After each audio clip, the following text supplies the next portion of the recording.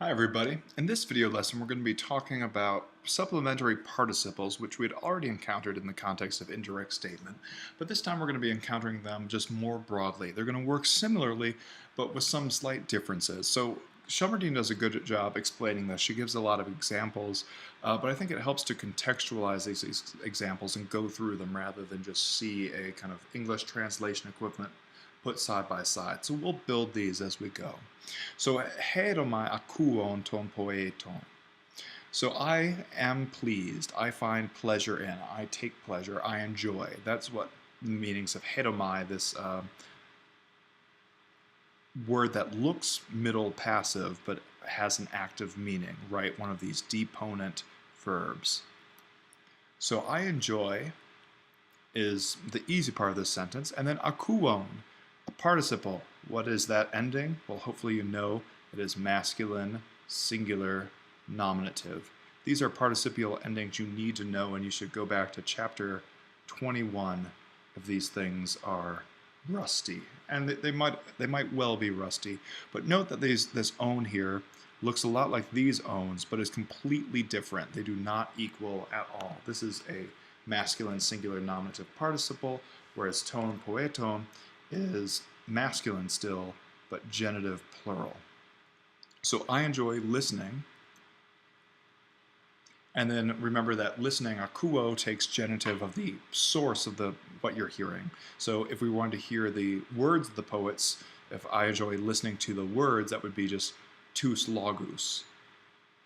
Tous logus, and the accusative. But because we're listening to the poets, we're going to have them in the genitive. So the poets is exactly how we're going to want to translate this. I enjoy listening to the poets. But let's break this down. I went through that kind of quickly. Why do we have listening here? What is this? Well, this is a supplementary participle that's completing the meaning of this verb to enjoy. And Shelmerdine introduces this at the top. Verbs of starting, stopping, so pauo, continuing, and then verbs of emotion. I enjoy, I hate, I find pleasure in. These things are often going to take these supplementary participles. That's just part of what they do. So this listening here, nominative, singular, masculine, we know is referring back to the subject ultimately of hēdomai, the ego that we don't have actually printed, but we know it's there as a subject of this verb, hēdomai. So I enjoy listening to the poets. It's not I enjoy and the poets are listening. The poets aren't the subject, they're the object, the genitive object of this verb. So the omega news confuse things here because they're not equal, but this is what's going on. This complementary, this supplementary participle is fulfilling the meaning of the main verb. So we had that with a verb of emotion, of enjoyment. Now let's do it with a verb of stopping. So epausa, that's our third principal part of the verb pauo, to stop. So I stopped, simple past, aorist. And then auton, him, it's going to be our accusative object of this. Legonta, well, what ending is that? Well, that's also active. It's an active participle, but this is masculine, accusative, singular. So what does that agree with? It agrees with auton. So the auton, him, he is doing the speaking. So I stopped him speaking. It's not that I speaking stopped him, which would be legon, the participle like akuon. We don't have that. We've got legonta. I stopped him, and then we have to supply a participle and our preposition in English from speaking. Him speaking, that's what I stopped, is basically the way that you want to think about this. This is working as a noun phrase, him speaking, and then that's what we're stopping. We're stopping him from speaking. So it's a little bit challenging here to see the difference between these supplementary participles, which are new and are working with verbs of this sort, with the other kind of participles that we've already come across, namely circumstantial articles. Because one could imagine that the meaning of this would be, since he, or while he was speaking, I stopped him. I stopped him while he was speaking. And maybe what you did is you stopped him from moving. He was walking while he was talking, but then you stopped him while he was speaking. So that's a circumstantial reading of the sentence. That's certainly possible. But with these verbs of starting, stopping, and continuing, these are going to take the supplementary participle where really in English we need to do this with a gerundive. We need to do this a little bit differently. So it's a slight nuance, but we're getting better at being able to kind of digest some of these things. So it's not circumstantial because it is using one of these verbs of starting, stopping, continuing, and verbs of emotion. Now let's look at our third example here. Spplmntl legon. So here again we have a nominative masculine singular participle. Again, it's sexist because this could just as easily be legusa, right, feminine. But we're taking a nominative masculine subject, which is just kind of the default in this Greek textbook, certainly among the ancient Greek grammarians, but there's no reason we should be perpetuating their sexism. But hey, we're here, this is what's printed, so that's what I'm going to translate. While you might find me it annoying that I keep on pointing out the gender balance, I think attention needs to be brought to these things, and if I were writing the textbook, I would be doing things a little bit differently. So Spplmntl legon. What is this? Well, we have past indicative augment, we've got the sigma here, so we're clearly in the aorist, a weak aorist, and an aorist middle. And how do I know that this is middle and not passive? Well, remember that unlike the perfect system and unlike the present system, the aorist system makes a difference, uses a different principal part for the middle, which is number 3, and the past principal or passive principal part, which is 6, the 6th principal part. So this is middle, and remember that powo in the middle, or pawomai as it would become then, had a special meaning. So I stop myself from, so I cease, I halt. That's the notion that's here in this verb. But of course we need to make it aorist, a simple past. So I stopped, or I ceased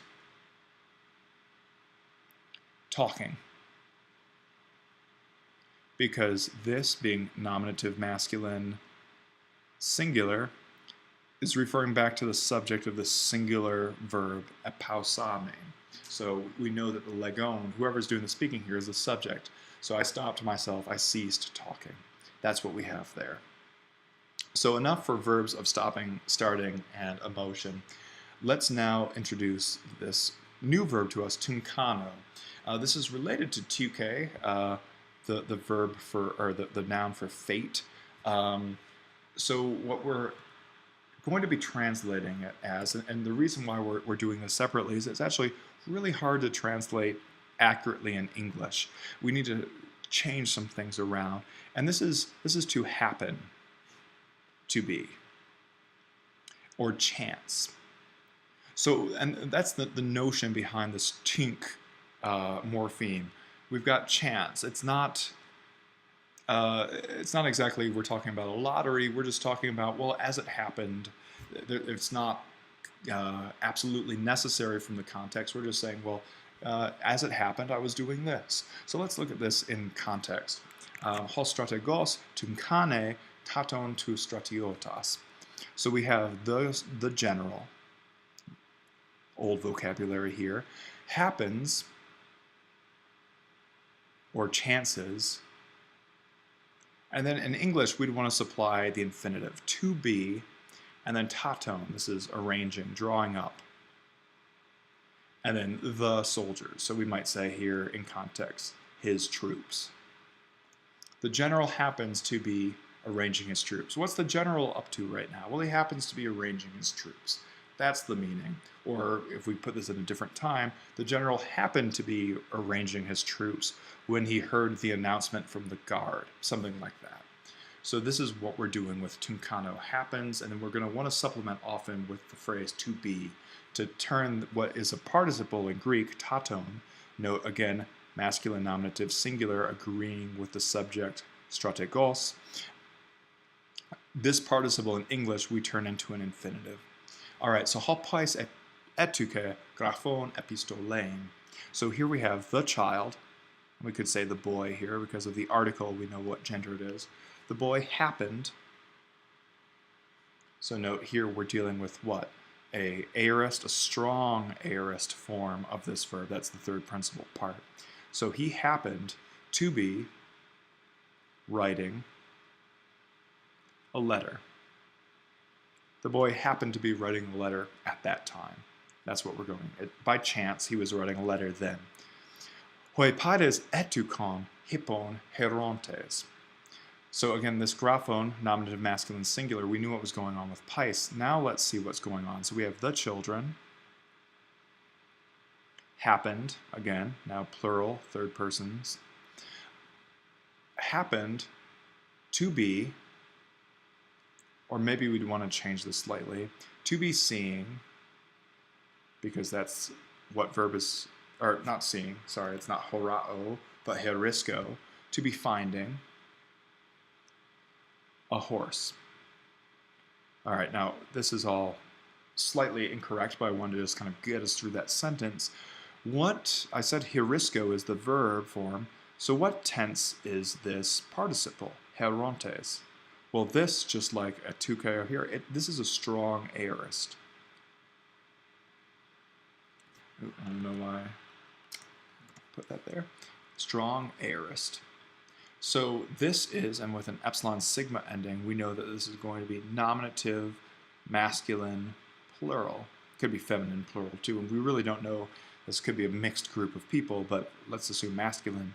So the children happened to be finding doesn't quite work because this is too progressive of a translation for the aorist, because what we're getting here with an aorist participle is simple aspect, and in some cases we can even get past time with it, but basically what it will always be is simple aspect.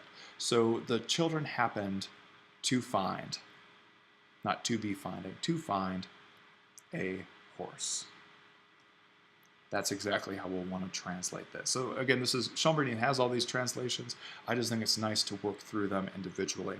Finally, two tricky verbs, very tricky verbs in Greek, not because of their morphology, but just how to translate them.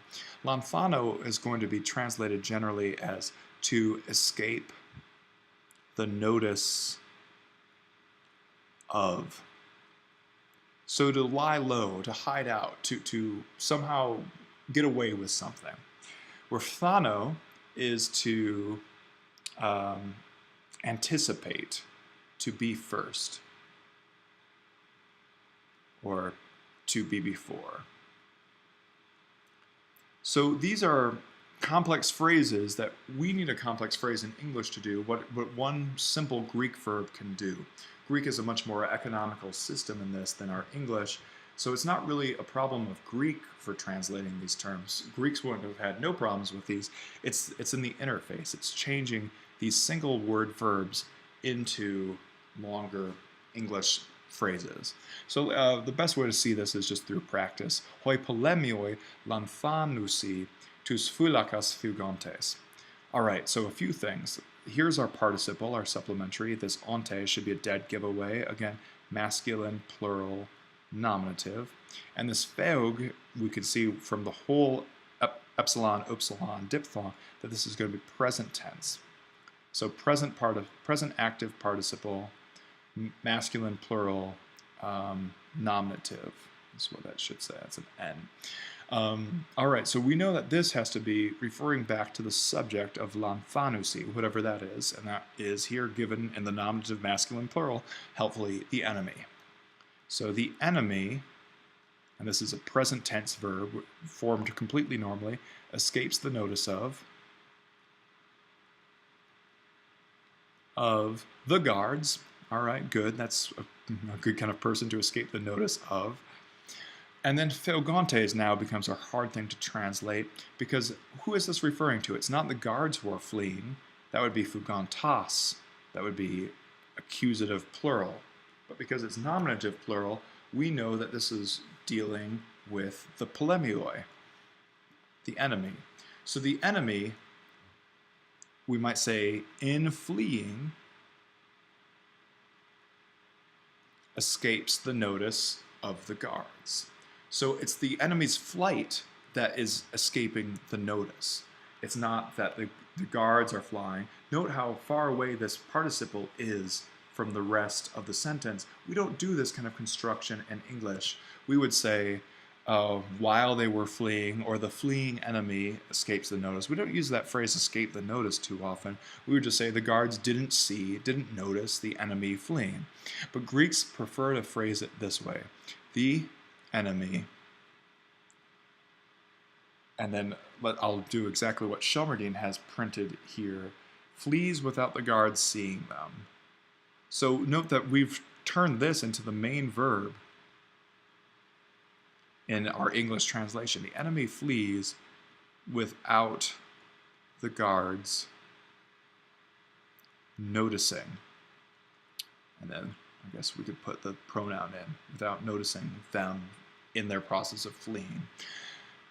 So it's really only in the interface that this is challenging. If you can kind of remember this notion of escape the notice of, and then treat this participle, again, almost circumstantially, while blanking, while participling, we're going to have a good, it's going to be pretty easy to actually translate these. Let's see this in a different tense. Hoi polemioi, so again, the enemy. Elathon, this is just the strong aorist, escaped the notice of. And then now we have phagontes. So we have escaped the notice of blank. We don't have anything there. We have no accusative object here. But then this phagontes, again, has to be referring back to the polemioi because it's nominative, masculine, plural.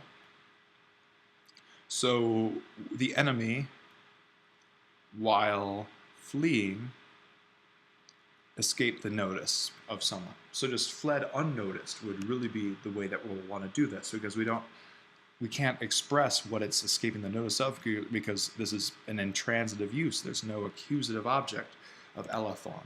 So the enemy fled without being noticed. That's really what's at stake here. Without being noticed, without being seen. Good. Now for phthano, remember what did that mean? We had lanthano, which meant to escape the notice of. Phthano is going to be to anticipate, to be before. So hegune, phthane, tous paidas horosa ton hippon. So the woman anticipated. It's often helpful to translate these things literally and then kind of reformat it. So I'll put this in scare quotes for right now. Anticipated the children. And then we've got seeing the horse. But before we translate seeing, let's look at horosa. What participle is that?